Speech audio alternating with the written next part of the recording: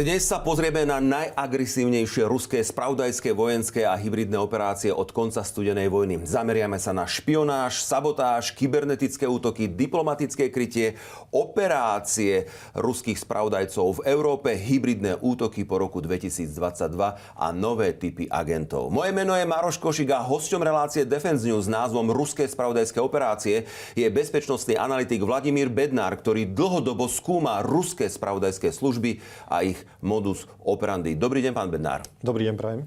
Vladimír Bednár je jeden z najvýraznejších slovenských analytikov v oblasti bezpečnosti. Špecializuje sa na spravodajské služby, ruské hybridné hrozby, kybernetickú bezpečnosť a bezpečnostnú politiku Severoatlantickej aliancie a Európskej únie. Pôsobil ako analytik pre štátne aj súkromné inštitúcie, je autorom odborných analýz o ruskej špionáži a konzultantom v oblasti spravodajstva. Pán Bednár, momentálne svet pozná tie najznámejšie spravodajské služby, či je to tá ruská, alebo francúzska, nemecká, samozrejme Spojené štáty americké, CIA, Izraelci, Mossad. Vieme jednou vetou povedať, čo majú spoločné, naopak v čom sa ale absolútne odlišujú?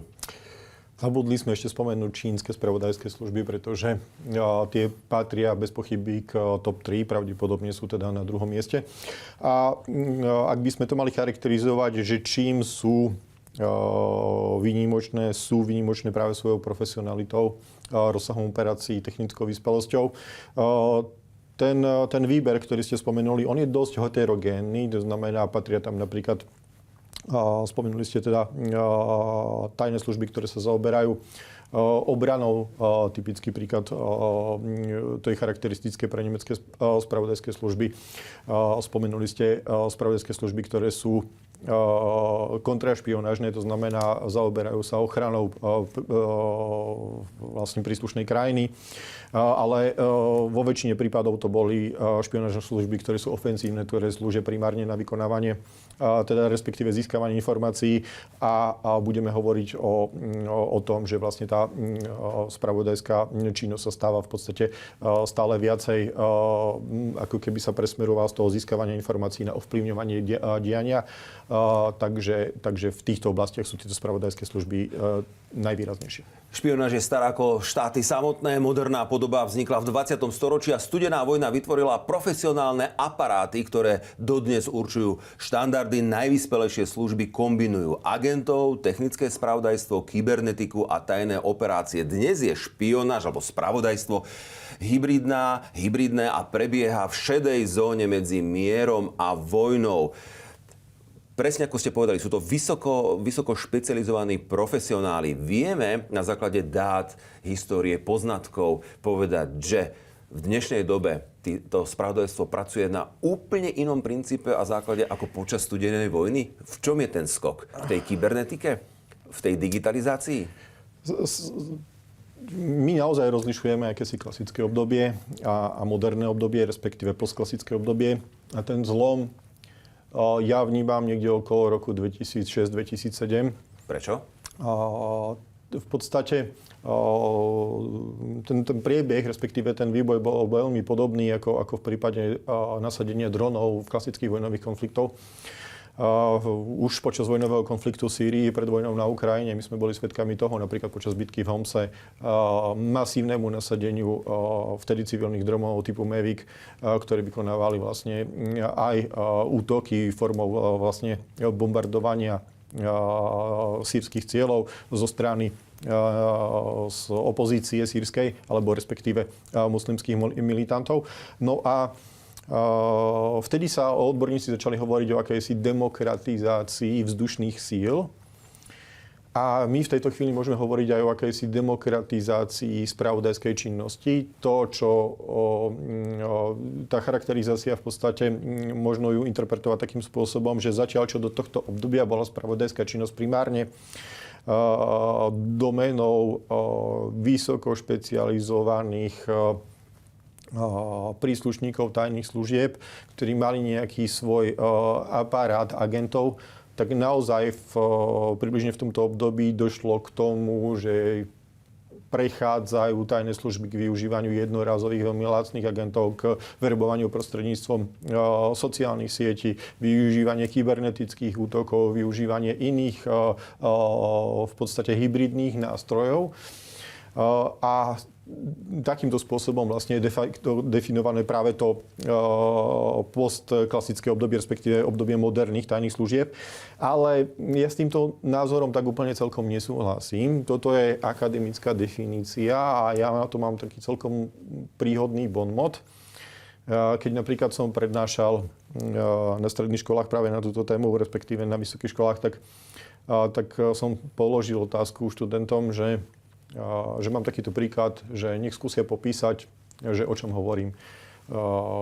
Dnes štáty pôsobia v oblasti spravodajstva takým spôsobom, že využívajú napríklad zločinecké organizácie na rozvracanie nepriateľských štátov, využívajú šírenie dezinformácií, uplácajú politikov, vykonávajú sabotáže a že o akej vojne hovorím.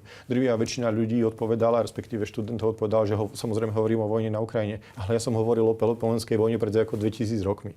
Takže v podstate áno, my sme svedkami dramatickej zmeny, ale nie je to niečo, čo by tu už v histórii nebolo. Áno. Tukydides popísal Peloponeskú vojnu, takže je to úplne jasné, že študenti ospravedlňuje ich mladý vek, doštudujú si to a dozvedia sa o tom viac, ale okrem týchto informácií veľmi cenných, dôležitých, spomenuli ste, že využívajú jednorázových agentov. To znamená, že ten daný človek ani nevie, že pracuje pre spravodajstvo, splní nejakú čiastkovú úlohu a potom buď sa stratí, alebo zahynie, alebo nechajú ho na pokoji. Ako tomu mám rozumieť, ten jednorázový agent? Voľne parafrazujem. Vo všeobecnosti tento pojem v súčasnej dobe je aplikovaný na agentov, ktorí vykonávajú za nejaký veľmi malý obnos. Nejakú čiastkovú úlohu. Nejakú čiastkovú úlohu. Tá úloha môže byť napríklad vykonanie nejakej jednoduchej sabotáže, vykonanie v podstate nejakej informačnej operácie, vykonanie napríklad z rozličných hybridných ohrození. To znamená napríklad môžu dronom ohroziť prevádzku letiska, môžu napríklad laserovým ukazovkom oslepovať pilotov lietadiel a tak ďalej a tak ďalej. V skutočnosti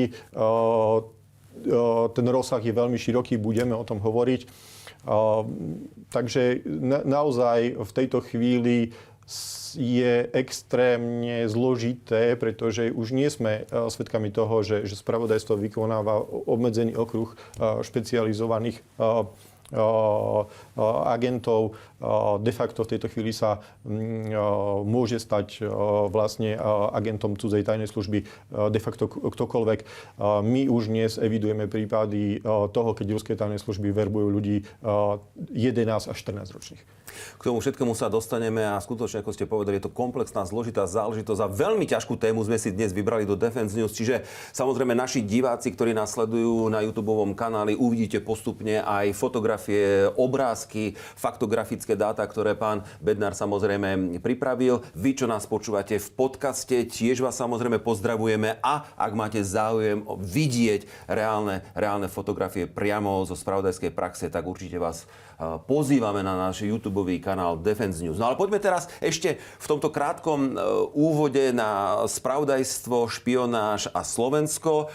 Naša krajina je pre Rusko dôležitá, tranzitná aj cieľová krajina. Po roku 1993 sa stalo Slovensko priestorom pre ruské, čínske aj regionálne služby. Slovensko prispieva do spravodajských štruktúr Severoatlantickej aliancie, čo je pochopiteľné, ale jeho vlastné kapacity sú limitované. Prípad Garbár z 22.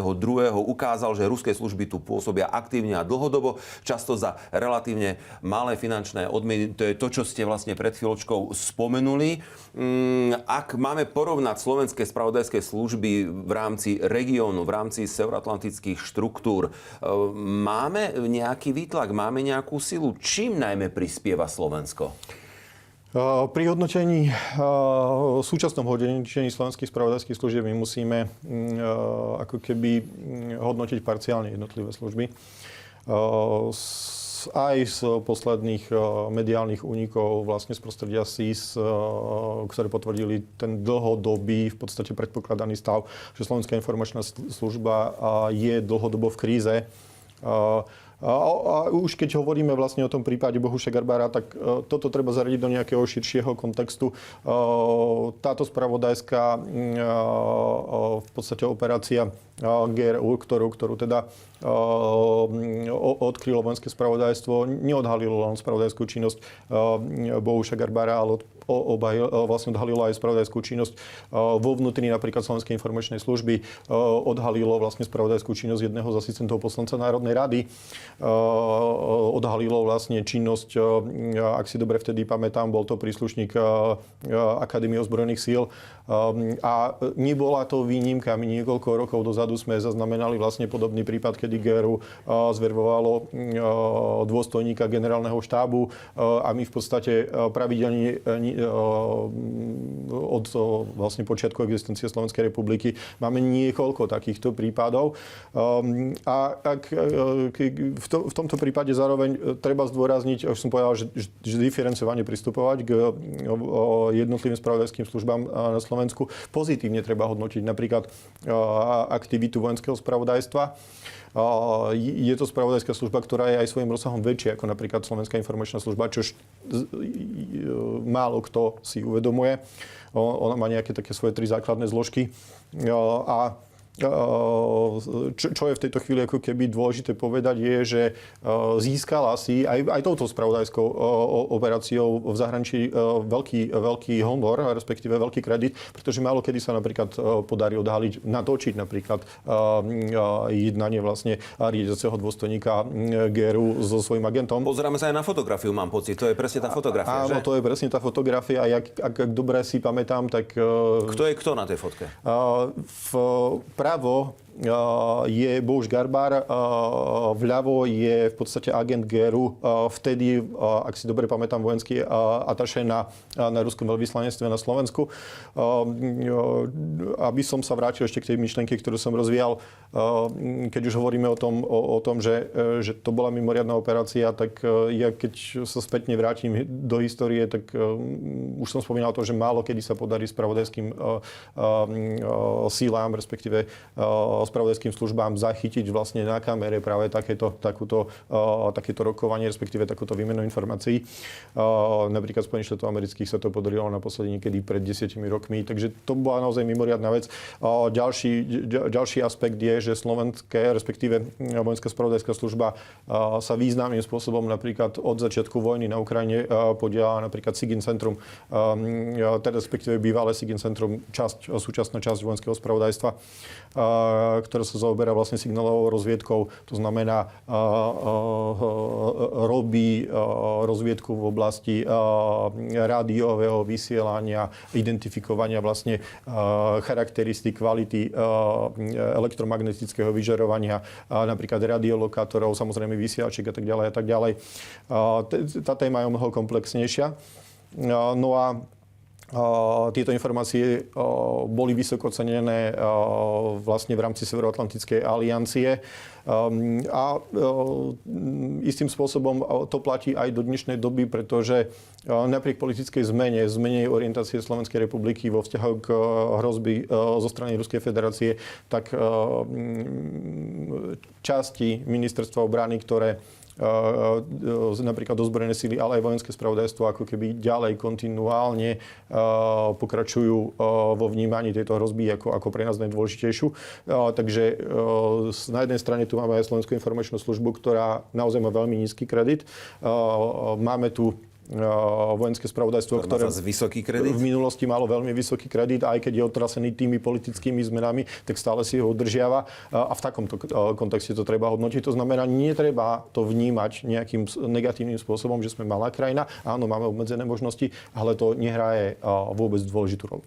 Jasne, tam ešte veľmi dôležité vysvetliť, spomínate GRU, to je ruská vojenská spravodajská služba. Áno, zároveň de facto najväčšia ruská ofenzívna spravodajská služba, pretože akýmsi civilným protipolom je tu služba vlastne zahraničnej rozviedky Ruskej federácie, ktorá v podstate vznikla počiatkom 90. rokov odčlenením od pôvodnej v podstate známej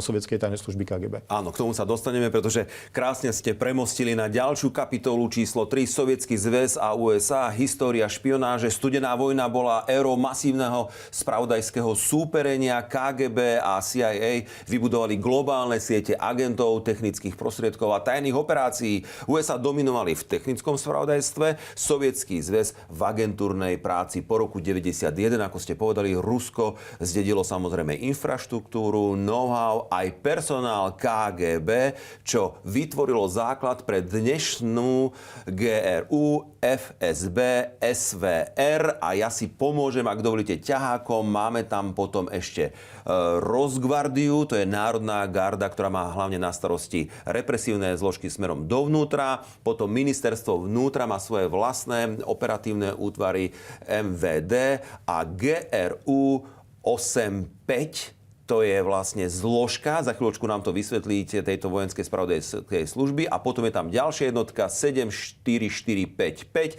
a 26165 a ešte APT 28. Takto sa ďalej rozdeľuje vlastne to GRU, keď ideme do hĺbky, ale toto je presne ten priestor, o ktorom sa teraz začneme pomaličky rozprávať. A som veľmi rád, že ste si našli čas a som vás prehovoril, aby ste prišli, pretože aby sme sa dostali teda k súčasnej ruskej spravodajskej činnosti, veľmi krátky pohľad do minulosti.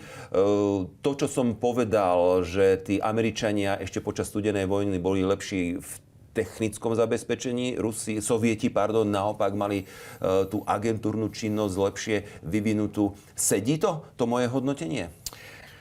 V podstate áno, respektíve, ak by sme to rozoberali z akademického hľadiska, tak je to úplná pravda.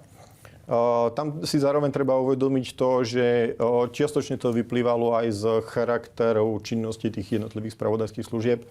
Ak budeme napríklad hovoriť o KGB, tak primárne to bola spravodajská služba, ktorá iba veľmi malá časť, približne 10% sa zaoberala vlastne vojenskou civilnou rozviedkou, ale primárne to zameranie bolo určené v podstate na kontrolu sovietskej spoločnosti, ochranu hraníc z časti sledovanie napríklad disidentov a tak ďalej. A ochranu režimu hlavne. Ochranu režimu. Z toho je teda logické, že zároveň platí aj, že autoritatívne režimy sú veľmi silné práve v tej kontrarozviednej činnosti, pretože jednoducho tá penetrácia do spoločnosti je obrovská. Je vlastne kontrolovaný každý aspekt existencie spoločnosti a tým pádom tá kontrašpionážna činnosť je o mnoho jednoduchšia. Zároveň už ste to správne skonštatovali to, že Sovietsky zväz sa aj v tej ofenzívnej činnosti primárne spoliehal práve na ten ľudský kapitál. Čiastočne to bolo spôsobené práve tým, že Sovietsky zväz mohol o mnoho jednoduchšie prenikať do západných krajín, do krajín Severoatlantickej aliancie, pretože tá spoločnosť je o mnoho viacej otvorená. Zatiaľ čo preniknutie vlastne do spoločnosti, kde je naozaj, že každý aspekt existencie tej spoločnosti kontrolovaný, je o mnoho ťažšie. Ako sa to darilo teda Američanom a samozrejme západným demokratickým štruktúram nasadiť, ako sa hovorí, krtka v sovietskej KGB a vôbec v sovietských veľmi významných postoch? Zatiaľ, čo Sovietsky zväz dokázal v podstate, už sme spomínali to, že svojich agentov, a teraz myslím priamo príslušníkov teda Sovietskeho zväzu pod tajnými identitami tzv. Legalizantov dostať priamo do cieľových krajín, tak toto západné krajiny de facto nemohli vykonať už pre tie spomenuté aspekty. Oni sa preto sústredili na získavanie agentov znútra Sovietskeho zväzu. Častokrát to boli ľudia, ktorí boli verbovaní v zahraničí, ktorí mali možnosť cestovať do zahraničia, aby tie kontakty so spravodajskými službami neboli, respektíve boli možné vykonávať v zahraničí, kde to prostredie nie je také kontrolované a tak ďalej a tak ďalej. Takže toto vlastne viac menej na tej naozaj, že veľmi povrchnej úrovni charakterizuje to obdobie. Samozrejme, technologický náskok západnej spoločnosti viedol k tomu, že západné spravodajské služby sa sústreďovali práve na tú technologickú stránku veci. Doteraz platí to, že Spojené štáty americké prevádzkujú väčší počet v podstate napríklad prieskumných satelitov ako Čína a Rusko a v podstate všetky ostatné krajiny dokopy. To znamená, že viac ako polovička svetových spravodajských satelitných aktív patrí Spojeným štátom americkým.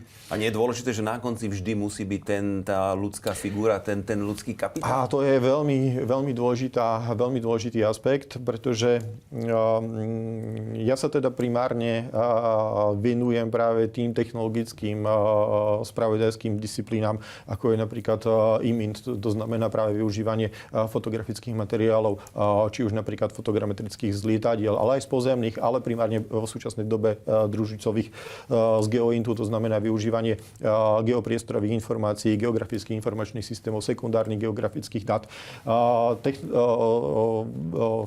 Ďalej sa venujem v podstate oblasti masintu, to znamená meraniu nejakých merateľných veličín, napríklad gravimetrických a tak ďalej. Toto si dáme špeciálny defense o tomto, ale tá otázka znela, že či na konci dňa fakt nie je dôležitý tá persona, ten človek, ktorý niekam príde a potvrdí vlastne satelitné zábery. K tomu by som sa v podstate dostal, pretože vy, ak zmeriate napríklad produkciu nejakej továrne na základe toho, ako intenzívne dymia jej komíny, a z takýchto sekúnd... Tak vieme, že zvýšila výrobu. Áno, ale to ešte neznamená, že tá dotyčná krajina tú zvýšenú produkciu nechce použiť len na odstrašenie a reálna hrozba v skutočnosti nie je žiadna, alebo sa naozaj pripravuje na nejaký vojnový konflikt.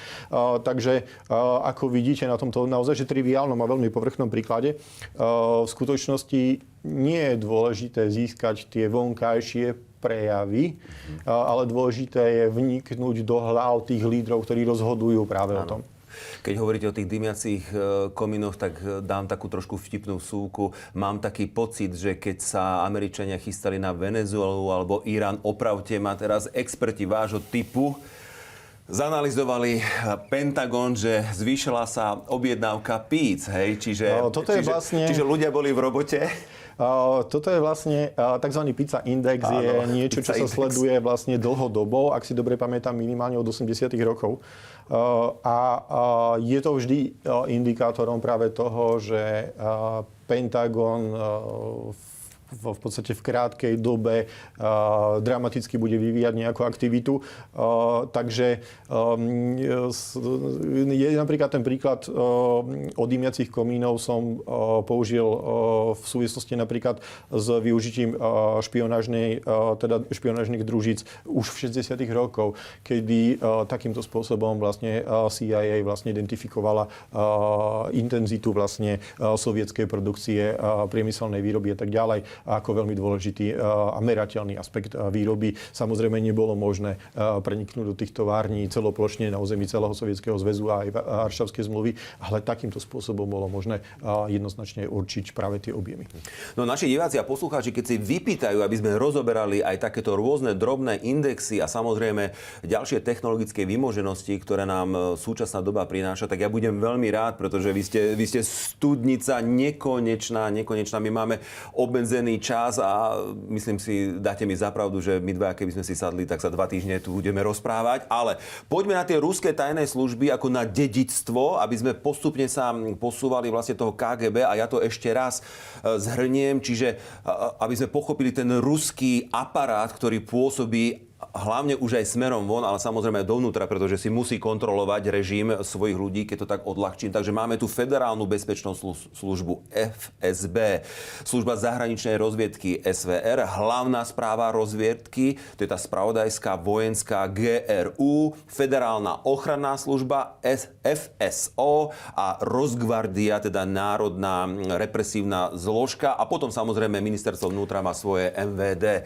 Asi toto je ten základ, takto to majú Rusi rozložené, áno? Tu by som v prípade Rosgvardie si dovolil ako keby ešte upozorniť na ten aspekt, že toto nie je tajná služba, je to v podstate forma národnej gardy. To, že je v legislatíve ako keby zakotvené aj využitie Rosgvardie dovnútra Ruskej federácie na ochranu politického systému v Ruskej federácii, tak áno, že túto čiastku by sme nejakým takýmto spôsobom mohli prezentovať, ale určite to nemôžeme chápať ako klasickú tajnú službu. Ak by sme to mali napríklad porovnávať so slovenskou spravodajskou komunitou, tak GRU je porovnateľná s našim vojenským spravodajstvom. Slovenská informačná služba funguje v tzv. Integrovanom režime, to znamená aj ofenzívna, aj defenzívna časť, to znamená rozviedka a kontrarozviedka fungujú v jednej inštitúcii, zatiaľ čo v prípade Ruskej federácie je to rozdelené na SVR a FSB, to znamená, že tam sú tá ofenzívna a tá defenzívna zložka rozdelená. Takže tu je to priame porovnanie vlastne s našou spravodajskou komunitou, ak by sme to chceli priamo vyhodnotiť. Ktorá z týchto ruských služieb, zdá sa, že práve asi GRU je taká najagresívnejšia smerom von, pretože bavíme sa o hrozbách na Severoatlantickú alianciu, ktorou sme my súčasťou? Úplne to tak celkom nie je možné povedať. Ak by sme napríklad hovorili o počte vražd, ktoré vykonalo GRU a FSB, porovnávali tento ako nejaký parameter, tak v skutočnosti viacej vražd v zahraničí vykonalo FSB. Čiže Federálna bezpečnostná služba? Áno, nie sú to zároveň úplne porovnateľné tajné služby, pretože naozaj tá špecializácia na vojenskú a civilnú, to sú naozaj separátne časti. Ak budeme hovoriť vlastne tú modernú stránku veci, to znamená v tom de facto modernom období, ktoré môžeme nejakým spôsobom merať, povedzme, že 2 roky pred vojnou v Gruzinsku, tak približne v zahraničí pôsobia tieto spravodajské služby približne rovnomerne. Typický príklad, keď budeme hovoriť o tých cielených sabotážach a tak ďalej, tak tá špecializácia z toho vyplýva práve to, že na aké ciele pri sabotážach sa špecializuje jedna alebo druhá spravodajská služba. Zatiaľ čo narušenie toho bežného politického života, verejného priestoru a tak ďalej, tak to je domena SVR. GRU sa napríklad špecializuje na sabotáže v vojenských prístavoch, vo vojenských jednotkách, narušenie vojenských lietadiel, ale napríklad pokusy o atentáty výrobcov zbrojných systémov v posledných rokoch v prípade šéfa Rheinmetallu. Napríklad, ak by sme napríklad mali hovoriť o kybernetických operáciách, o ktorých určite budeme ešte hovoriť, tak tam opäť trochu dochádza k prekryvu, pretože obidve tieto časti, respektíve ich kybernetické zložky, pokúšali sa v minulosti vlastne vykonávať operácie, napríklad ovplyvňovať voľby Spojených štátov amerických alebo v európskych krajinách. Tam sa ten rozdiel stiera napríklad pri kybernetických útokoch na antidopingové inštitúcie alebo napríklad pri vyšetrovaní vlastne ruských vojnových zločinov použitia chemických zbraní v Sýrii, tak dochádzalo ako keby k striedaniu sa vlastne tých spravodajských služieb. Takže v kybernetickom priestore tá hranica nie je taká úplne celkom jasná, ale v prípade tých fyzických operácií, v prípade tých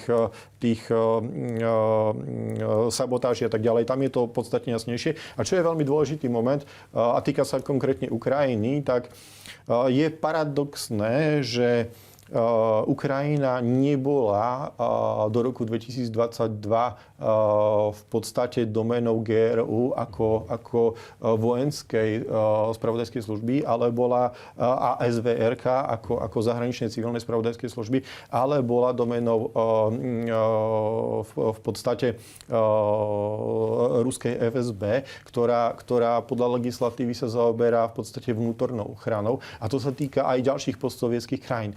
Tuto dokumentuje to, že Ruská federácia v podstate niektoré krajiny nevníma ako suverénne. Pretože jednoducho nepôsobí tam tá tajná služba, ktorá by sa mala zaoberať. Nasadzuje tam FSB svoju vnútornú. Áno, a to viedlo napríklad aj to zlyhanie na začiatku vojny k Ukrajine k dramatickému ako keby oslabeniu pozície FSB. To znamená jasné, že nedodali tie správne informácie spravodajské, ktoré každý diktátor, autokrát a každý agresor potrebuje, aby obsadil kus územia. Ja to ešte zhrniem. Prosím, odkontrolujte ma, ak niečo poviem nesprávne pre našich poslucháčov a divákov. Čiže FSB je vlastne Federálna bezpečnostná služba, je to chrbtica Putinovho režimu, má väčšiu moc pomaličky než armáda a má na starosti stabilitu režimu, neutralizáciu opozície, vykonáva kontrarozviednú činnosť, represiu, sledovanie a kontrolu elít. GRUčka je vojenské spravodajstvo, presne ako ste pred chvíľočkou vysvetľovali. Kľúčový nástroj hybridnej vojny a špeciálnych samozrejme operácií. Ciele sú zamerané na Severoatlantickú alianciu, už teraz pravdepodobne aj na Ukrajinu. Áno, budeme o tom hovoriť. Že sa už spamätali. A dôležité, čo je, a teraz sa vás chcem opýtať, odhadovaný počet FSB má plus minus 200 000 príslušníkov, GRU asi 30 000. Samozrejme sme menovali možno, že dáta, s ktorými som ja pracoval, sú možno presné, nepresné, ale približne. Ďalšie desiatky tisíc príslušníkov pracujú v tých iných službách. Otázka, pán Bednár, prečo má Rusko toľko paralelných týchto spravodajských služieb? Prekrývajú sa, neprekrývajú sa?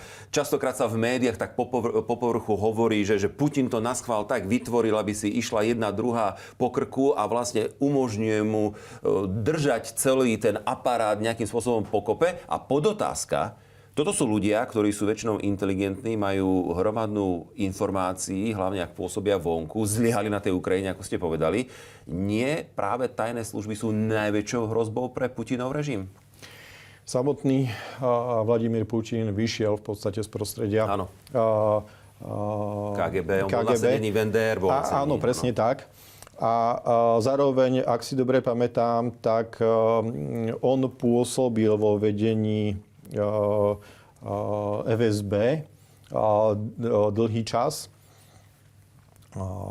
Nie som si dokonca istý, že či nejaký čas, krátky čas vlastne pred zvolením do funkcie prezidenta nepôsobil ako riaditeľ jednej z ruských spravodajských služieb, ale to už naozaj si nepamätám. A čo je tu v tejto chvíli ako keby dôležité povedať, že celkovo ruský politický systém je postavený na tzv. Silovíkoch. To znamená ľudí, ktorí vychádzajú práve z toho bezpečnostného prostredia, kde práve historicky tie spravodajské zložky zohrávajú že dominantnú úlohu. A oni obsahujú častokrát také posty, ktoré sa nám zdá v tejto chvíli ako keby zdanlivo nesúvisiace. Typický príklad, my môžeme vystupovať vzťahy ruského ministra kultúry a jeho pôsobenie v ruských spravodajských službách, čo nám sa zdá, že to nejakým spôsobom nesúvisí, ale keď budeme v podstate, respektíve mohli by sme hovoriť o tom, že primárne pôsobil v oblasti falšovania histórie ako človek, ktorý je spoluautorom aj novej učebnice, kde sa vlastne učia deti v Rusku o tom, ako Európa vyzerala a mala by vyzerať. Takže vidíte, že v ruskej spoločnosti tie väzby sú naozaj že na spravodajské služby veľmi silné. A pokiaľ budeme hovoriť o tom, že to rozdelenie v podstate takýmto spôsobom, áno, čiastočne môžeme hovoriť o tých politických konzekvenciách. My sme to už spomenuli, koniec 90. rokov a snahu KGB ovládnuť, respektíve zabrániť rozpadu Sovietskeho zväzu. A následne rozdelenie vlastne KGB na SVR a FSB, aby sa tá moc oslabila. Ale pravdou je to, že napríklad v Spojených štátoch amerických alebo vo Veľkej Británie alebo napríklad v Izraeli, ak budeme hovoriť o izraelských tajných službách, tak to rozdelenie nie je menej početné. Vyplýva práve z tých úloh, ktoré vykonávajú tie jednotlivé tajné služby. V prípade Spojených štátov amerických tá komunita je naozaj taká rozsiahla, že špeciálne tajné služby si napríklad budú jednotlivé zložky ozbrojených síl. To znamená, že tam je napríklad špecializovaná tajná služba amerického vlastne vojenského letectva a tak ďalej. Opäť ďalší námet na ďalší defense, aby sme si dopodrobne rozobrali aj spravodajstvo Spojených štátov amerických a Izraela, ktorí sú podľa môjho názoru fenomenálni a tá história to samozrejme dokazuje a chápeme prečo. Ale my sa dnes rozprávame o ruských spravodajských službách a to je dôležité a ideme na jadro dnešného stretnutia. To sú ruské operácie 2014 až 2022. To je taká prvá časť. Tam spomeniem len heslo, vidíte, Ukrajina, Vrbietice, Bulharsko, Skripal, Filatov. Od roku 2014 Rusko realizovalo sériu spravodajských a vojenských operácií, ktoré výrazne ovplyvnili bezpečnostnú situáciu v Európe. GRU sa podielalo na invázii na Ukrajinu, sabotážach v Česku a v Bulharsku, otrave bývalého agenta Skripala v Británii, kybernetických útokoch v Hágu a pokusoch o infiltráciu frontových línií počas vojny. Tam samozrejme treba povedať aj FSB bolo aktívne, ako ste už povedali. Tieto operácie ukazujú, že Rusko systematicky využíva spravodajské služby, a toto je dôležité, ako nástroj štátnej politiky často pod prahom otvorenej vojny. Môžeme sa tu aj oprieť o tú Gerasimovú doktrínu hybridnej vojny, ktorú Mark Galoty, mám pocit, popísal presne, kde Gerasimov, vrchný veliteľ ruských vojsk, náčelník generálneho štábu, povedal, že využíme čokoľvek, aby sme rozobrali budúceho nepriateľa. Takto máme chápať tie spravodajské služby, že budú robiť zlobu, jak sa len dá, pracovať, jak sa len dá. A čo je tým cieľom? Hlavne nevojenský Rusko, aby dosiahlo svoje ciele a ovládlo cez bábkových ľudí, cez bábkové vlády krajiny? Tu si pomôžem obrázkom z dokumentu, ktorý sa zaoberá hybridnými hrozbami Európskej únie. A napriek tomu, že ak by sme podrobne diskutovali o tomto obrázku, tak by sme zistili, že v skutočnosti ten zoznam úplne nie je kompletný. Vidíte, že cieľom de facto je aktívne opatrenie zamedziť efektívnemu rozhodovaniu jednotlivých krajín pri riešení svojich bezpečnostných problémov. To je hlavným cieľom. To je hlavným Preto to cieľom. robia? A veľmi jednoducho to vieme dokumentovať na nasledujúcom príklade. Je o mnoho efektívnejšie zabrániť napríklad ozbrojeným sílám vykonávať obranu v napadnutej krajine z politických dôvodov, oslabiť v podstate tú ochotu brániť sa. Je to menej nákladné, ako viesť tú vojnu a poraziť vojensky tú dotyčnú krajinu. Čiže toto Rusi vedia. Samotná doktrína v podstate je kópiou čínskej doktríny, ktorá bola vytvorená ešte podstatne skôr a bola určená primárne na to, aby Čína ovládla Tajvan. Je to primárna čínska zahranično-politický cieľ. A Čína si uvedomovala, že takáto vojenská operácia by bola v podstate veľmi vážnym problémom aj pre Čínu. A preto vytvorila stratégiu, ktorá v podstate predpokladá, že vojenská operácia na obsadenie Tajvanu sa vykonáva tak rýchlo a v spolupráci s vytvorením spochybňovania toho prípadného odvetného opatrenia, predĺžovania tej diskusie a tak ďalej, by v podstate jednoducho spojenci Tajvanu neboli pripravení dostatočne rýchle zareagovať a keby Čína obsadila ten Tajvan veľmi rýchlo, tak by jednoducho spojenci Tajvanu museli akceptovať status quo. Porozumel som správne, čiže Rusi kopírujú spravodajské a hybridné operácie čínske? Gerasimová stratégia je de facto kópiou čínskej stratégie. No a v podstate z toho vyplýva, že Ruská federáciu prebrala práve preto, že si uvedomovala, že Ruská federácia je o mnoho slabšia ako Severoatlantická aliancia. Že v priamej konfrontácii nie je schopná dosiahnuť svoje ciele vojenským spôsobom, veď Sovietsky zväz, ktorý bol o mnoho silnejší a mal aj relatívne silných spojencov v podobe Varšavskej zmluvy, bol porazený v studenej vojne. súčasné Rusko je o mnoho slabšie. Častokrát ja sa stretávam názorom, že čo sa stane, že či vieme poraziť Rusko. My sme to už dokázali v minulosti. Vieme to. Alebo dostávam otázku, že čo sa stane, ak by sme to Rusko porazili. Veď predsa nastanú problém. Ale my už to sme zažili. My vieme, čo sa stane. To všetko sú zbytočné otázky. No a v podstate tá Ruská federácia si uvedomovala, že jediným spôsobom, ako dokáže dosiahnuť ten cieľ, je práve postupovať podobným spôsobom ako Čína v tej príslušnej stratégii, že musí získať lokálnu prevahu, rýchle vykonať tú operáciu a zabezpečiť, aby partnerské krajiny toho napadnutého cieľa neboli schopné poskytnúť tú pomoc. A to dosahuje práve vykonávaním širokého spektra hybridných operácií, ktoré sú naozaj že veľmi široké a stále sú intenzívnejšie na širšom aj geografickom území. A to spektrum je, vidíme tu vlastne zoznam tých nástrojov, že relatívne dlhý zoznam a naozaj, že v skutočnosti nie je vyčerpávajúci. A to niekto sedí vo vnútri v tej tajnej službe a toto jednoducho vymýšľa, alebo vyberie si nástroj číslo 4 a povie si, že idem tuto nejakého nešťastníka Garbára nahovoriť na to, aby robil nejakú zlobu, že pýtam sa, kde je ten proces? To fakt sedia experti, alebo je to len nejaká tá skúsenosť z KGB a povedia si chlapi niekde pri cigaretke a pri vodke, že urobme to takto, lebo vieme, že na Slovensku to spôsobí také a také problémy? V skutočnosti to tak úplne celkom nie je, pretože vy ste už spomínali napríklad nejaké konkrétne jednotky, napríklad GRU. A spomínali ste napríklad číselné označenie Fancy Bear alebo z ekvivalentu v podstate v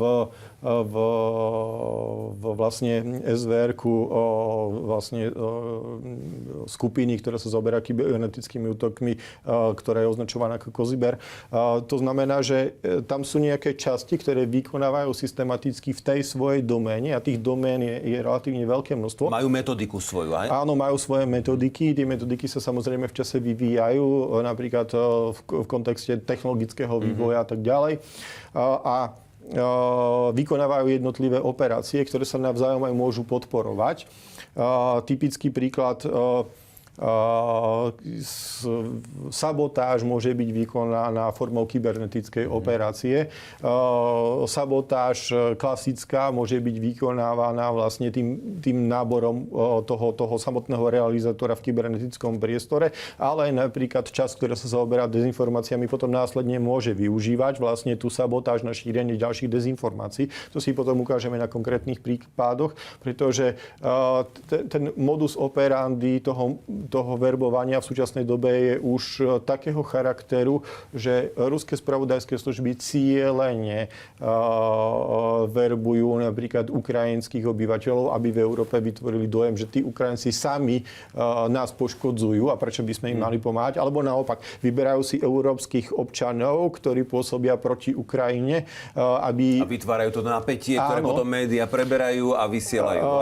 Hovorili sme o tom šírení dezinformácií, tak generujú proste obrovské množstvo informácií o tom, že práve v súvislosti práve s týmto spôsobením, ktoré podporujú tento narratív a tak ďalej a tak ďalej. To znamená, že to sú síce nezávislé operácie, ale oni sa navzájom podporujú, celý ten environment. A keď sa to vyskladá, tak cieľom je, aby nás jednoducho rozkladali a robili nám problémy, aby sme mali starosti sami so sebou. Dobre som to asi takto pochopil? Veľmi dobre ste to pochopili.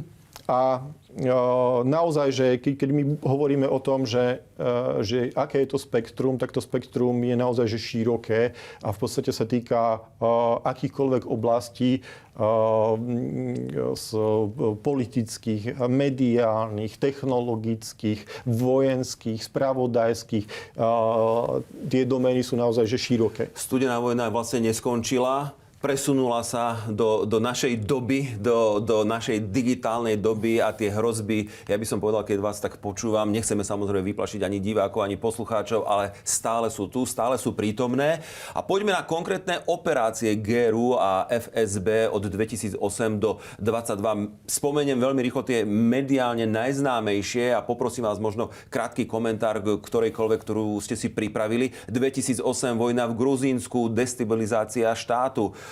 bol cieľom. 2014 invázia na ukrajinský Krym, 2014 Vrbietice, Česká republika, sabotáž, ničenie muničných zásob, 2011 až 20 bulharské muničné sklady, 2018 otrava Sergeja Skripala, 2018 útok v Hágu, 2022 prípad Roman Filatov. To sú len také asi najznámejšie také aktivity. Vy máte perfektné podklady pripravené, tak možno 2-3 zo spravodajského hľadiska také špičkové operácie nám možno popíšte, aby sme sa potom ešte dostali ku kybernetickým jednotkám a k dnešnej dobe, čo nám hrozí.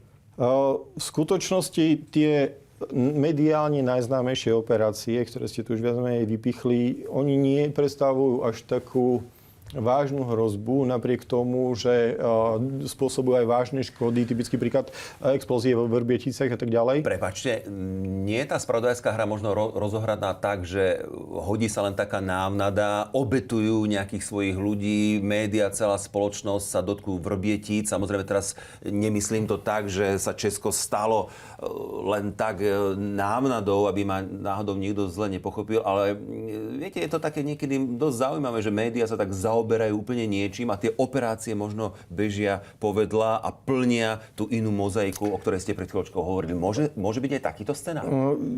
Viete, vy ste spomenuli práve tie konkrétne operácie nejakých cielených vražd, nejakých sabotáží, ktoré boli že výrazne mediálne pokryté. Ale v súčasnosti napríklad sa hovorí, že počet takýchto, že kinetických operácií, to znamená sabotáže, vraždy, ohrozenie napríklad. Že fyzicky to vidíme, ako toto sú Vrbietice záber, že? Áno, presne takto, to sú Vrbietice. Tak takýchto v súčasnej dobe, respektíve v minulom roku Ruská federácia vykonala na území Európskej únie približne 500. A čo nevidíme? Reálne približne 10% z toho štátne inštitúcie v tých príslušných krajinách verejne označia. Ak si dobre pamätám, v roku 2024 to bolo podľa reportov rozličných vlastne inštitúcií, ktoré sa tým zaoberajú, okolo 50 takýchto operácií, napríklad, ktoré sa udiali aj na Slovensku. Tak zhruba 10% z toho teda reálne aj verejnosť dostane tú informáciu, že ich vykonali ruské spravodajské služby a sú tam označené ako vinníci konkrétne. Prečo verejnosť dostane len 10%? Z hľadiska bezpečnosti, že daný postihnutý štát to radšej drží pod vrchnákom, ako sa hovorí, aby nevznikla panika? To je dôvod? Alebo ten daný štát to ani nezachytí a potom je to už bezpredmetné? Spravodajské služby toto evidujú ako bezpečnostný incident. Oni dokážu povedať, že pravdepodobne sa to stalo.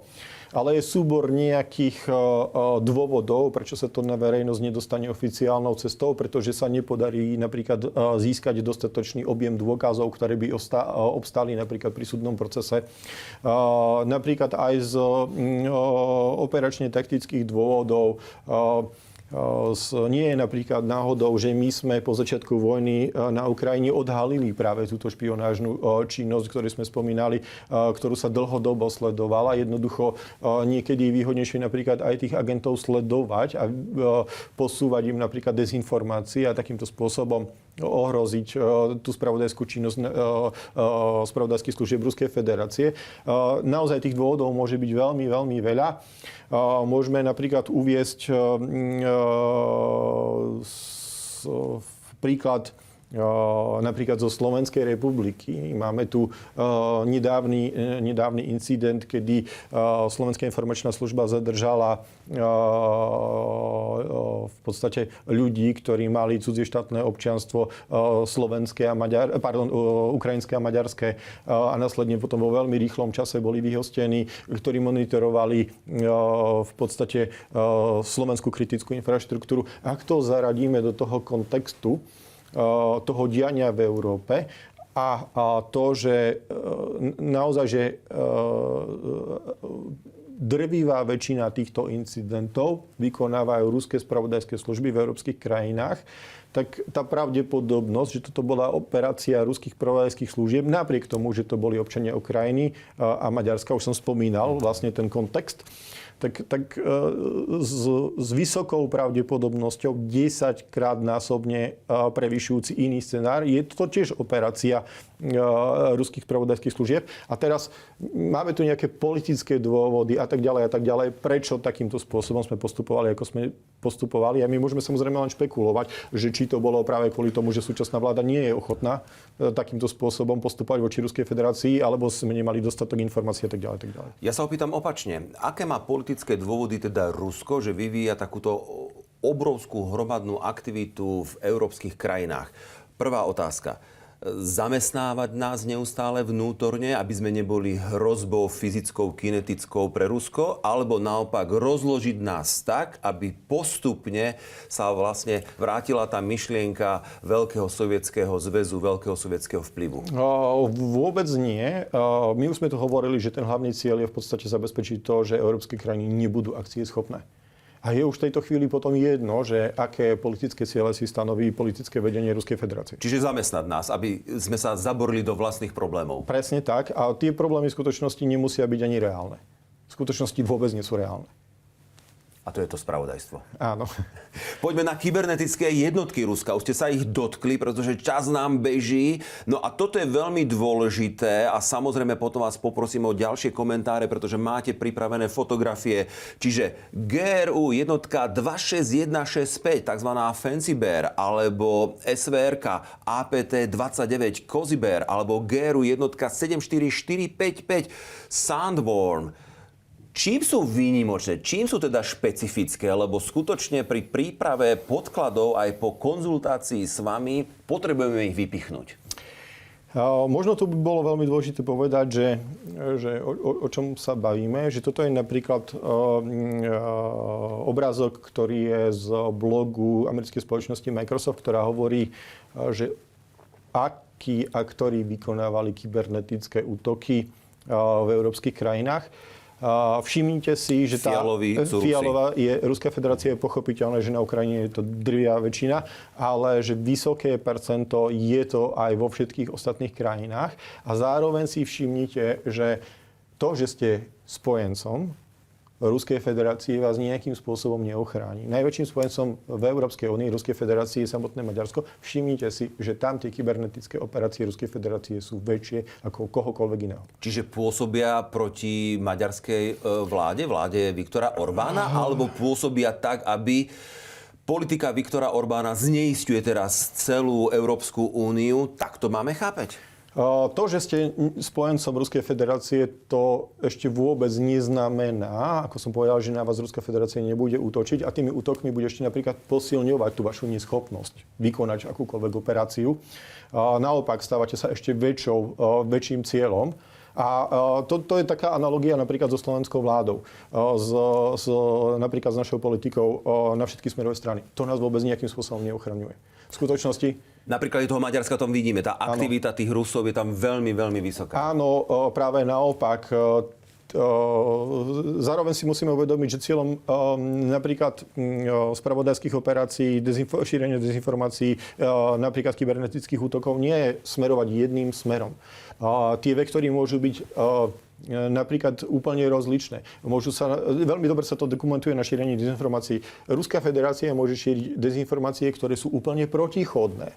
A cieľom proste nie je dosiahnuť, aby tá spoločnosť prijala nejaký konkrétny názor Ruskej federácie alebo niečo konkrétne, ale cieľom je, že tá spoločnosť začne proti sebe bojovať miesto toho, aby bojovala proti svojmu nepriateľovi Ruskej federácie. Ja potvrdím tieto vaše slova. Kybernetické útoky sú dnes jedným z hlavných nástrojov ruských operácií. Tieto služby, o ktorých hovoríme, sa zameriavajú na politické ciele, na infraštruktúru, na dlhodobé infiltrácie diplomatických a výskumných sietí. Cieľom je zber dát, sabotáže a ovplyvňovanie politických procesov. Tieto zložky, ktoré sme si vlastne teraz vymenovali, táto ruská kybernetická spravodajská zložka teda je momentálne tá najsilnejšia, tá najaktívnejšia, ktorá pôsobí na našom severoatlantickom území? Napriek tomu, že počet takýchto útokov rastie a on rastie exponenciálne, tak v skutočnosti nie je. Ten najväčší rast my zaznamenávame práve v tých kinetických operáciách v ruských spravodajských službách. To znamená naozaj, že sa bavíme o sabotážach, o fyzickom ohrození, o podpáľactve, o cielenom zabíjaní a tak ďalej a tak ďalej. Čiže vlastne cieľom je, stále mi z toho vychádza, keď vás počúvam, presne ako ste povedali, spôsobovať nám čo najväčšiu nerozhodnosť, paniku, vnútorné napätie, svetonázorové rozdiely, úplne iný náhľad na geopolitiku, ohrozenia. Čiže jednoducho vytvoriť zmätok pri nevzdelanej spoločnosti v tejto oblasti, samozrejme pri spoločnosti s veľmi nízkym kritickým myslením, tým pádom sme úplne zraniteľní a hlavne ak sa tam nájde nejednotnosť vnútroštátna, vnútropolitická, tak stávame sa vlastne ľahkým cieľom pre ruských spravodajcov a oni si teraz čo urobia? Takú fajku, že dobre, Maďarsko, Slovensko, Česko, teraz ideme na Pobaltie, lebo tam je to dôležité. Ako oni postupujú? V skutočnosti nie je potrebné v prípade európskych krajín, respektíve Severoatlantickej aliancie, dosiahnuť to, že vy ovládnete všetky krajiny. V skutočnosti stačí, ak ovládnete toho najslabšieho, preto to spravodajské pôsobenie v Maďarsku a v skutočnosti už v tom klasickom období napríklad tých 90. rokov alebo začiatkom tohto tisícročia na Slovensku pôsobili o mnoho intenzívnejšie ruské spravodajské služby ako napríklad vo Veľkej Británii alebo Spojených štátoch amerických. Už sme to spomínali, nie sme tranzitná krajina, napriek tomu, že sa to tak deje, sme cieľom a ten dôvod je veľmi jednoduchý. Všetky tieto inštitúcie, ktoré som spomínal, fungujú konzensuálnym rozhodovaním a aj napríklad spravodajské informácie. Napríklad, ak máte nejaký tajný dokument Severoatlantickej aliancie alebo Európskej únie, sa distribuuje všetkým krajinám rovnako. Ak chcete získať tajný dokument Severoatlantickej aliancie, kde ho budete sa snažiť získať? V Pentagone alebo v Bratislave? U toho najslabšieho. Presne tak. A to je vlastne cieľom. Čiže sme neustále v ohrození či už Európska únia alebo Severoatlantická aliancia a vďaka za vysvetlenie idú cez toho najslabšieho. Pripravili ste tiež fotografiu aj ľudí, ale aj technických pomôcok. Veľmi rýchlo nám vysvetlíte, o čo ide, pretože ste si to pripravili. Už som viac menej spomínal to, že tie jednotlivé spravodajské informácie sa navzájom doplňujú. V tomto konkrétnom prípade je to spravodajská informácia práve z ruskej GRU, ich špionážnej jednotky Fanciber, kedy sa snažili v podstate preniknúť do vyšetrovania vlastne už spomínaných vyšetrovania vlastne vojnových zločinov v Sýrii v Medzinárodnej organizácii na kontrolu šírenia chemických zbraní. Táto jednotka v podstate sa pokúšala prostredníctvom vybavenia, ktoré tu potom holandské spravodajské služby odfotili, pretože ich chytili pri čine, sa v podstate vniknúť prostredníctvom Wi-Fi do siete tejto inštitúcie a získať informácie práve o vyšetrovaní, po prípade kybernetickým útokom dosiahnuť zničenie tých dôkazov z vyšetrovania vlastne vojnových zločinov Ruskej federácie v Sýrii. Veľmi podobné útoky vlastne takéto skupiny vykonali napríklad už pri spomínaných antidopingových agentúrach po celom svete.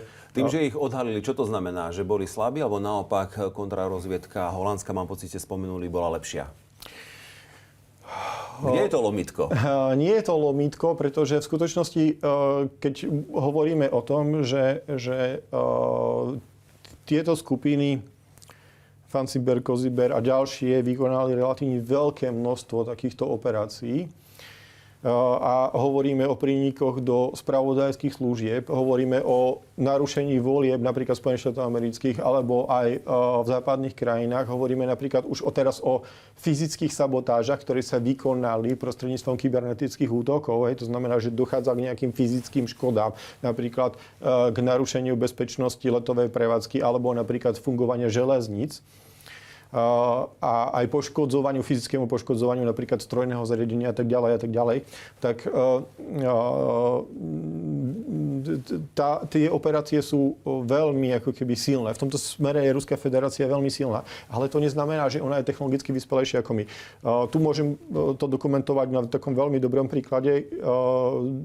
Ešte pred vojnou na Ukrajine ja som sa dostal do takého sporu s kolegami z Národného bezpečnostného úradu, pretože nejaký čas som pôsobil aj v pracovnej skupine kybernetickej bezpečnosti Bezpečnostnej rady Slovenskej republiky a z okolností len nedávno som vlastne tú činnosť ukončil, tak na základe tých skúseností, respektíve tých dlhodobých trendov som upozorňoval, že európske krajiny nemôžu v podstate sa len pasívne brániť voči takýmto útokom kybernetickým. Musia byť aktívne, musia vykonávať aktívne operácie na území Ruskej federácie kybernetické. Prirovnal som to vlastne k tomu, ako keby nás niekto bombardoval a my sa budeme brániť len tým, že budeme budovať ukrytý pre nás. A vykonávame to? Ten trend sa zmenil. V súčasnosti už krajiny vykonávajú aj ofenzívne operácie. Dokonca už aj Spojené štáty americké po politickej zmene zastavili práve vykonávanie takýchto ofenzívnych operácií. Čo je veľká škoda. Čo je veľká škoda.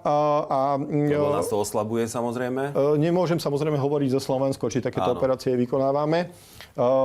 Zároveň ale môžem povedať, že v minulosti ešte v prvej desiatkách rokov vlastne tohto tisícročia sa objavila informácia, že vojenské spravodajstvo si prenajalo súkromnú firmu, ak si dobre pamätám, bola z Talianska, na vykonávanie vlastne takýchto operácií v zahraničí kybernetických. Takže tu vidíme, že v tejto chvíli to už môžeme aj analogicky preniesť vlastne do tej oblasti sabotáže. Že my v tejto chvíli akceptujeme to, že Ruská federácia u nás vykonáva sabotáže a jediné, čo sa snažíme realizovať, je budovať ako keby väčšiu odolnosť. Lenže to je opäť ten príklad s tým bombardovaním je veľmi presný. To tí bombardéri nezastaví. Vy tie bombardéry musíte zastaviť, keď ich budete zostreľovať. Vy tie bombardéry zastavíte vtedy, keď budete útočiť na tie letiska. Vy tie bombardéry zastavíte, keď budete útočiť na tie továrne, že tie bombardéry vyrábajú bomby. Jednoducho my musíme preniesť tú aktivitu dovnútra Ruskej federácie. Bohužiaľ, za tento názor, ako som spomenul, dostali sme sa do relatívne veľkého sporu s kolegami a oni argumentovali tým, že ale to predsa nám dá Ruskej federácii dôvod na nás útočiť. Že oni na nás už útočia. To je realita.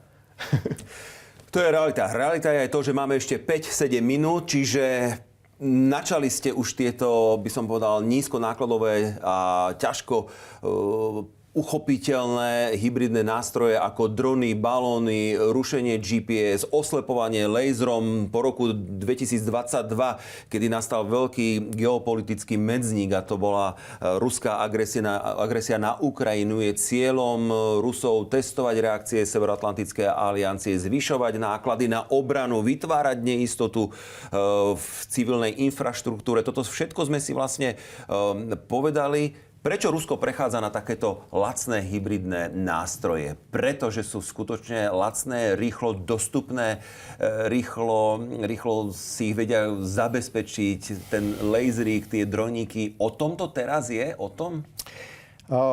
My sme nespomenuli ešte jeden takýto aspekt, že Ruská federácia po roku 2022 zažila, že ruské spravodajské služby zažili, že silný otras. My sme boli svedkami toho, že európske krajiny vyhostili približne 600 ruských diplomatov a pod pojmom 600 ruských diplomatov rozumieme v drvivej väčšine odhaduje sa, že minimálne 2/3 z toho boli pracovníci práve ruských spravodajských služieb pôsobiaci na území Európskej únie.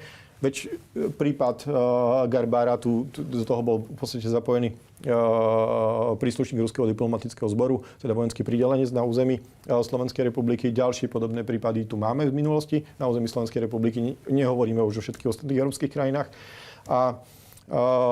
Už vtedy napríklad britské tajné služby odhadovali, že to spôsobilo, že Rusko stratilo približne 60% spravodajských aktív na území európskych krajín.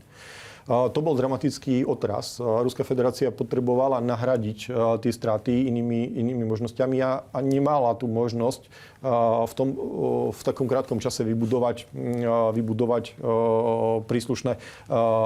príslušné štruktúry, príslušné spravodajské siete. Bolo to ako keby znúdzecnosť. Zároveň už som spomínal to, že my už sme v tejto chvíli v štádiu, kedy ruské spravodajské služby odhodili všetky tie zábrany. To klasické obdobie som spomínal, že áno, vyskytovali sa tam napríklad aj cielené zabíjanie, ale bolo to cielené zabíjanie defektorov alebo napríklad príslušníkov, ktorí pôsobili politicky napríklad na území Čečenska a v podstate to bol ako keby vnútropolitický problém. Zelimkhan Čangošvili, toho asi máte na mysli. Áno. To bol čečenský veliteľ a gruzínsky občan, ktorého v Berlíne, mám pocit, zastrelili. Áno, a tento prípad je ešte veľmi zaujímavý tým, že Ruská federácia popierala a že by bola do toho zapojená. Skripala chceli otráviť, alebo ho aj otrávili. Áno, presne takže... tak. A v skutočnosti my sme svedkami toho, že Ruská federácia, povedzme, že za posledných 20 rokov vykonala do 20 takýchto vražd na území krajín Európskej únie. Prečo ich zavraždili? Boli tak nebezpeční? Niečo vedeli? Alebo chceli ukázať, sme tu, dávajte si na nás pozor? Ako som spomínal, primárne toto bolo cieľom týchto vražd v tom období pred vojnou na Ukrajine bolo otázka riešenia defektorov, to znamená akési vyriešenie tých vnútorných sporov, to znamená v prípade Skripala to bol v podstate zradca ruských spravodajských služieb, v prípade opozičných politikov sú to logicky, že proste vnútorní opoziční politici, v prípade lídrov napríklad čečenského odporu to bolo oslobenie toho čečenského odporu práve počas druhej čečenskej vojny, respektíve toho partizánskeho obdobia po tých hlavných bojoch.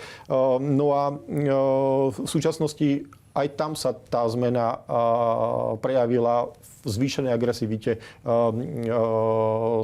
v podstate ruských tajných služieb. Už to pôsobenie, cielené zabíjanie zamerané na tých defektorov, pochádzajúcich z Ruskej federácie.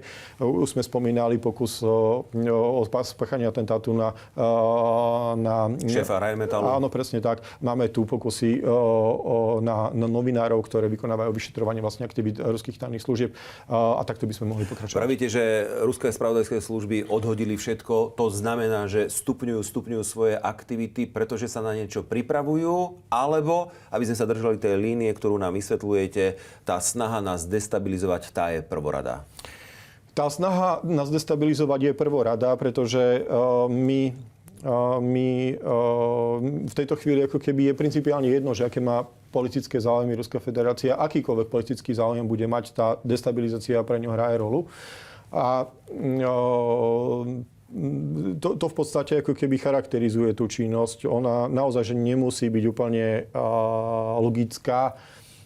Napríklad medzi činnosti spravodajskej služby napríklad patrí šírenie dezinformácií ohľadom elektromobilov. Pretože nám sa to možno zdá, že aký súvis to má napríklad s Ruskou federáciou, ale aj šírenie dezinformácií s ohľadom elektromobilov spôsobuje vnútorné pnutie v spoločnosti. To môže mať podobu napríklad šírenia dezinformácií ohľadom koronavírusu. A nemusí to byť napríklad cielené získavanie spravodajských informácií, ako napríklad spomínali sme kybernetické jednotky. Jedna z operácií, ktoré vykonali, boli pokusy aj krádeže informácií o výskume vedeckom, aby na základe toho mohli ruskí výskumníci vyvíjať vlastnú vakcínu Sputnik. Takže takýmto spôsobom by sme mohli pokračovať. A keď budeme hovoriť o tom, že ak je vlastne súčasná spravodajská služba, tak toto je vlastne tvár súčasnej ruskej spravodajskej služby. To je téma Dika Naďan? Áno, ak si niekto... Toto je v podstate tvár nového agenta Jamesa Bonda, pretože Laken Pavan je tak trochu obeť toho všetkého a zároveň veľmi dobrým príkladom ako 19-ročný človek, ktorý sa vydal podľa jeho vlastných slov pokúsiť sa pomôcť ľuďom na Donbase, bol zverbovaný v Moskve bol vyslaný do Poľska, aby vykonával špionážnu činnosť, kde ho poľská tajná služba zadržala a bol obvinený a odsúdený. A v podstate ho takýmto spôsobom zneužili a naozaj my v tejto chvíli máme prípady, gro týchto zverbovaných ľudí sú ľudia, ktorí boli verbovaní napríklad umelo vytvorenými stránkami, ktoré ponúkajú drobné úvery. Ľudia sa dostávajú do finančných problémov, hľadajú takýmto spôsobom pomoc a takýmto spôsobom sa dostanú do osídel ruských spravodajských služieb. Máme viacero prípadov takýchto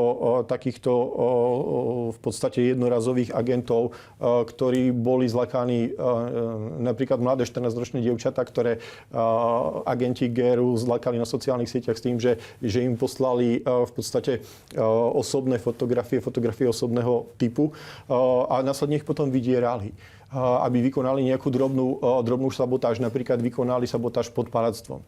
Takže dnes už tvár spravodajských operácií nie sú agenti, ktorých sme tam videli, ktorí vykonávajú cielené zabíjanie, agenti, ktorí pôsobia v zahraničných krajinách viac ako 20 rokov, ktorí boli od 70. rokov pripravovaní a doteraz pôsobia ako skrytí agenti, ale dnes sú to naozaj, že ľudia častokrát už som spomínal, že tá hranica verbovania sa v tejto chvíli znížila až na úroveň 11 rokov. Ja by som, ak pán Bednár dovolíte, tento úvod do sveta spravodajstva a použili sme hlavne ruské spravodajské operácie a ruské spravodajské služby, ukončil vlastne možno takou myšlienkou a nedáte mi za pravdu, ja si myslím, že asi áno. Súčasná éra sociálnych sietí, aj na príklade tohto mladého Kanaďana Lachlan Pavana, je úplne ideálna na rozvíjanie vlastne týchto sabotážnych a kybernetických a zneisťujúcich aktivít zo strany Ruska. Áno, a to je vlastne jeden z dôvodov, prečo napríklad Slovensko sa v meraní práve týchto hrozieb umiestňuje napríklad v Európe, alebo aj v širších kontextoch na jedno z posledných priečok. Dokonca, ak si dobre pamätám, tak my sa v podstate umiestňujeme v top 5 najhorších v rámci Európy skoro vo všetkých rebríčkoch, pretože sociálne siete umožňujú v podstate ľahkým spôsobom vytvoriť, respektíve identifikovať jedincov, ktorí sú ľahko ovplyvniteľní. Zároveň im dať možnosť spolupatričnosti do nejakej skupiny, výnimočnosti, umožňuje ich ľahko osloviť hromadne. A to je vlastne ideálnym podhubím vlastne pre prácu spravodajských služieb, pretože vy vytvoríte takého jednorazového agenta. Vám je úplne jedno, že či ten agent vôbec vykoná nejakú operáciu, pretože keď ich oslovíte 10 a podarí sa, aby respektíve získate 10 a 9 spravodajské služby odhalia, tak stále je jeden, ktorý vykoná napríklad spomenutú sabotáž požiarom. A tým pádom vy v podstate ako keby môžete o mnoho efektívnejšie vykonávať spravodajské operácie a o mnoho agresívnejšie a zároveň ich môžete o mnoho efektívnejšie popierať. Pretože v digitálnom priestore vy neviete natočiť toho verbujúceho, neviete ho odchytiť pri vykonávaní tej operácie, toho ruského agenta a tak ďalej. Ruská federácia môže úplne ideálne takýmto spôsobom všetky tieto operácie poprieť. Napriek tomu, že my vieme, a to nie je ako keby nová, my sme napríklad nerozoberali prípady agentov, ktorí pôsobili ešte z čas v Sovietskom zväze 20 rokov v Nemecku a oni napríklad komunikovali takým spôsobom, že už v roku 2009 na kanáli YouTube si vytvorili profil a komentovali na stránke, ak si dobre pamätám, Ronalda s agentom v Moskve, vymieňali si informácie, predávali si tajné správy, príkazy, kde v interpunkcii a v zmenách textu zašifrovali číselne údaje. A to sa dialo na YouTube skoro pred 20 rokmi.